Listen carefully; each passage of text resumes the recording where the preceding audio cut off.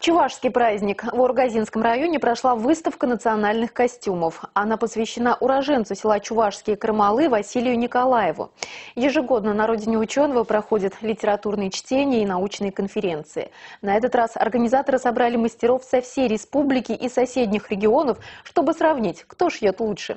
В особенностях чувашского костюма разбиралась и наш корреспондент Гульнар Зиганшина. Они разговаривают на одном языке, но живут в Оренбургской, Свердловской, Нижегородской областях и в самой республике Чувашия.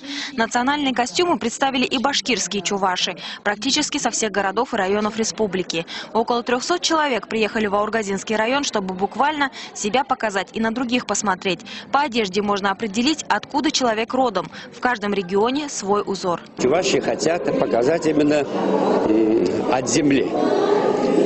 Вышивку, который приближает нас к земле, где эти чуваши проживают. Помимо узоров, сами костюмы шьют по-разному. Например, женские шапки в Белебеевском районе круглые, а в соседнем Бишбулякском более плоские. Еще чуваши делятся на верховых, низовых и средненизовых относительно течения Волги. Одни носят только белое, другие пестрое, третьи красное и синее. А по головному убору можно определить, замужем девушка или нет.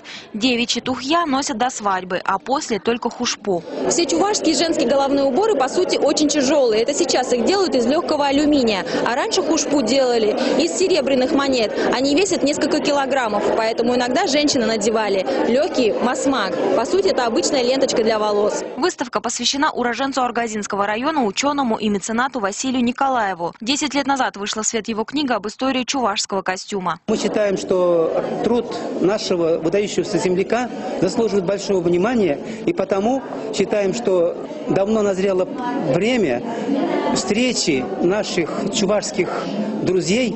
Сотрудники музея имени Николаева планируют провести подобный конкурс и на следующий год. Гульнара Зиганшина, Булат Закирьянов, Тимур Каюмов, Башкирское спутниковое телевидение, Ургазинский район.